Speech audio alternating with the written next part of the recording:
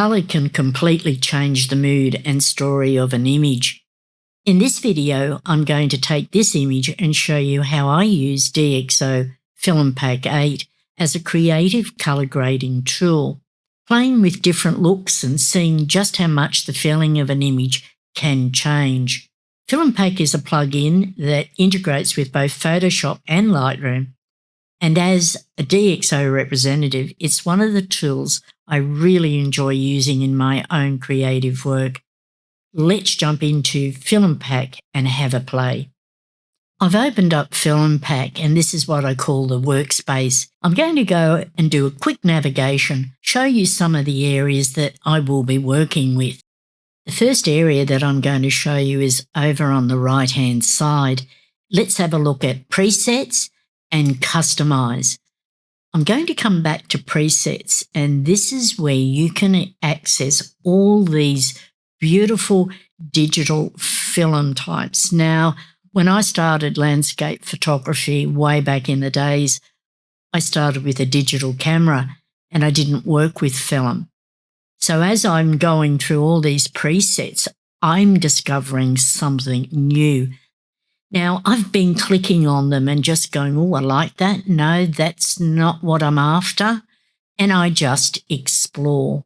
So, for example, when I look at my image here, I love the vintage blue muted tones, but I've got that pop of orange in the girl's hair, the coat, and the autumn leaves and foreground. Do I want to actually put more contrast, bump out the blue? Do I want to make it to go more of a monochromatic colour? This is where I'll come in and play with the presets. I'm going to choose Amber T800. One click and you now can see that has changed the colours and the tones and the depth in the image. But what I tend to do is when I'm working with this is I'll actually go and do what I call a split screen. I'll come up here and I'll go side by side preview. Now I can see what it's done to my original image. It's softened the blue. It's more like a baby blue to me. It's changed the orange on her coat and hair. Let's go and have a look at another one. I'll come over to the presets and I'll scroll and I think, is it what I want? I'm not sure what I want. Let's go and play. Do I want to go more into what I call monochromatic, or the film type is a Fujifilm, and I click on that and I think, oh, that's interesting. My mind is automatically now thinking it's got the bones to work with. When I put it back into Photoshop, can I try a different blend mode or can I drop the opacity? And if I did that, I could get a hint of the colours coming through, and I'll show that later on. Let's scroll down and see what else is in here. I'll click on this one here, another Fuji film. I look at it and I think, is it giving me something that appeals to me? But what I found interesting is that when I click on that preset, it gives a little bit of a description about the film type. Here nor there, but if you like that kind of information, it's something to have a look. I'm going to come back to the presets and I'll go and scroll down and I think, all right, let's try this one. Now, automatically for my style, I go, oh, no, that's not what I'm after. But for someone else, that may appeal to them. I'll scroll down further and let's have a look at this one here. I'll click on that. Now I start to compare the two images. The one on the right where I've applied the preset, it's got more depth in the background. It's also softened the flowers on the left-hand side. This is just giving a vintage film look to your digital art, even your photos. I've used it on some of my landscape photos, and I love playing with these different presets to see what I can get. Now, I know that if I go into levels or curves, I'm not going to get the exact tonal range. Even if I add a texture or I add in some other adjustment layers, I'm not getting that film vintage look. And this is why I love FilmPack. It just gives me another layer to my creativity when I'm working with my digital art. Let's scroll down and have a look. And I do have some favourites. I like to work with Kodak and see what it's got. And then I think, oh, yes, I like that one. I might even scroll down further and let's see what we've got. I'm going to come over here on this one. And I think, oh, that's really changed. Now, for my eye, it's put some green undertones coming through. Do I like that? Maybe not. Let's go and have a look and explore and play. I'll come down here and I'll use a Polaroid. Now I think, oh, that's interesting. I get a different depth. The colour's been desaturated completely. But I wonder, what I'm going to do next is go back into Photoshop, play with the blend mode and opacity and see what I can do with this image. I'm back into Photoshop and you may find that my workspace is a little bit different to yours. I have everything set up on the right-hand side. This is my teaching workspace, not my personal workspace, but I have everything on the right-hand side to make it easy for me. But what I'm going to do now is actually play with blend modes and see what I can do. Now, when you look at the image, it's what I call monochromatic. It's got a lot of grayscale in it, but let's explore. I'll come up to the blend mode, and the first one that I'm going to choose is actually darken and see what it does. Look at that. For me, I get excited. That gives that real muted tones. Multiply. I've got a lot more depth in the image. Color burn doesn't float my boat, but that's okay. Linear burn. Well, let's try linear burn, but drop the opacity. And I'm just going to dial it down. And I think, oh, now I get a different look. But I'm going to put it back up to 100 and let's explore more blend modes. I'll come in and now I'll go to lighten, screen. Now, screen could be interesting. I'll click on screen and I'll drop the opacity right down. And I'm just gauging by my eye and going, oh, what is it? The colours appeal to me, the tones. And then I go, oh, that's interesting. I like that. I might use that. But I'll go back to 100%. Let's come back into blend modes. Let's go to overlay, soft light, hard light. And you can go through all the different blend modes, luminosity, colour. Now I'm going to choose colour and I'm going to play with the opacity and dial it down. Have a look at the tones that change. Now, I may think I like that. That suits my colour palette.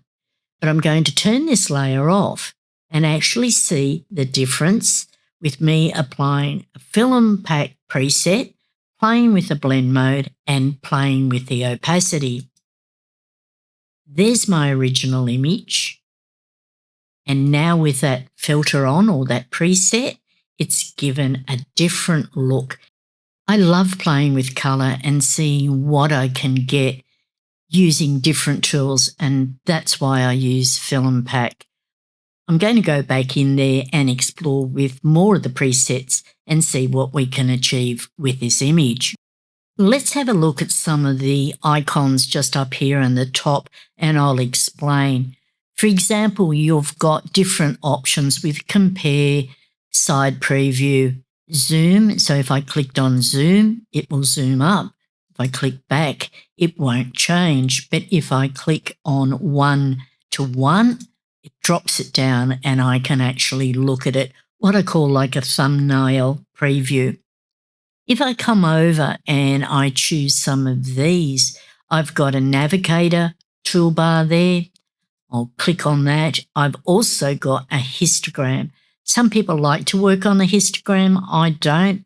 I tend to look at something and think, yes, I like that. I love the colours and the tones. But let's come back and play with some more presets. So I'm going to scroll down and see what else. I'm going to go for another Kodak, click on that and actually see what it does. I'm not too happy with it. I'll zoom it up so I can come in closer. I'll scroll down further and let's choose one of these ones here. Look at the difference in that. Now, for someone, they may go, that's exactly what I'm after. But for me, I think, no, it's a bit washed out. I do love the orange in there. I'll come down further. I'll look what are the options. And this is where you've got so many choices of presets that you can work with. I'll scroll down and I'll look for something that's a little bit different. Let's have a look in the cross-processed. Could that work with the blend mode or dropping the opacity and maybe some other adjustment layers or a texture? But we'll come down and I'll go right down here and go, I'm going to try this one. Now, hold on a minute, I like this, but what I'm going to do is come over to Customize, and this is where you can start to play with the actual settings, your grain, your intensity, your split toning, light and exposure, highlights, midtones. The possibilities are endless. Saturation, do I want to bump up the saturation? Do I want to dial it down? So if I'm dialing down the saturation and I think, oh, that's quite nice, let's bump up the vibrancy. Let's see what I get. I've got luminosity masks that I can play with. So for me, this plugin gives me endless choices to play with colour. I'm going to now think, I like this. I'm going to come back into Photoshop and do a little bit more magic with it. To do that, I'll come up here and click on Save. Now, when I first started using FilmPack, the save was like, oh, hold on a minute. No, I don't want to save it. But actually what it does is takes you back into Photoshop, and that's what I'm going to do. Let's play with the blend mode first and see, does it change the image? I'll come into the blend modes and I might choose darken, multiply. And I'm just going down to see what speaks to me. Darker colour. Let's go to soft light and overlay. Overlay, for me, it's too overblown. Soft light, hard light. And sometimes I just explore. Now have a look at pin light. It's not a blend mode that I use a lot, but sometimes it can give a different look on certain images. I'm going to turn that layer off and on, and I can see it doesn't make much difference, but it spoke to me and I thought, oh, I quite like that. Let's go back up to normal, choose that, drop the opacity, and let's see what it does. Now I've got what I call the tonal range. Do I want to do a levels, a curves, maybe a hue and saturation to give it a little bit more polish? I could even add a LUT. I could add a photo filter. So let's just explore with a couple of adjustment layers and see what we can get. I'm going to come up to levels and I'll click on that and I'll choose, let's have a look. I'll go auto, see what it does. I'll get my mid-tone slider, move it to the right to get a little bit more depth in there. And I think, oh, that's okay. But what happens if I don't want some of that FilmPack preset on certain areas? It's the same thing. You apply a mask and you mask that off. So, for example, I'll turn those two layers off. I'll click on my FilmPack layer. I'll get a mask. I get my brush. I'll make it black. I'll do the opacity at 100 just so we can see if there's any difference. And what I'll do is just brush across that foreground. And we'll see if that makes a difference. So this is what I call sculpting in depth of colour, or taking out that colour depending on what you want. Now I might go over the coat, I might go over the hair, I might even brush off here in the stand. You can see over on the mask. Let's turn that layer off and on. It's subtle changes. When I'm working with colour, sometimes it's just little details that gives that depth of colour through your image. Let's use another image now and see what I can achieve using FilmPack. Here is one of my latest images that I've worked on. I've done all the processing. It's an AI composite, and I've applied different adjustment layers, textures.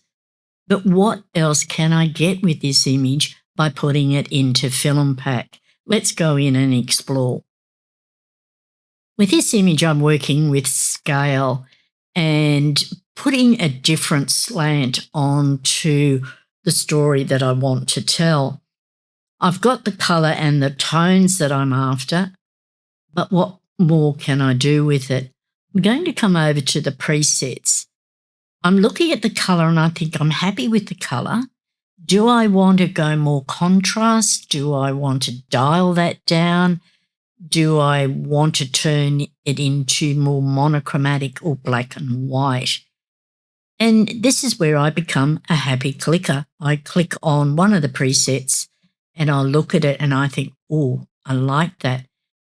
Over on the left-hand side, and I can see what it is, when it was first produced, gives it a little bit of a rundown of the film type. But as I mentioned before, I never worked with films, so this is all new to me. But I'm going to come over here and I'm going to go, what else can I do with that? Now, I do like that actual preset, but I'm going to come down here, choose this one. Now, this is given some blue coming through. I'm going to come up and I'm going to do a split or a side preview and see, look at the difference. Now, I'm looking on the right-hand side, and I do like that blue coming through. That's a personal, favourite of mine, bringing a little bit of blue in. I like that. I'll tuck that away for future reference. I'll come back down, scroll, and then I'll click on another one. And I think, no, that's to me got a lot more of those warm tones coming through. I'm going to come back and choose that one that had the blue tones coming through, and it's changed the image completely. I'll click on Save, and then we'll go back into Photoshop. I'm back in Photoshop, and you can see the FilmPack preset has changed the colour of my image. From here, I could add more adjustment layers, add textures or LUTs that are available in the shop to give even more colour depth. The possibilities are endless.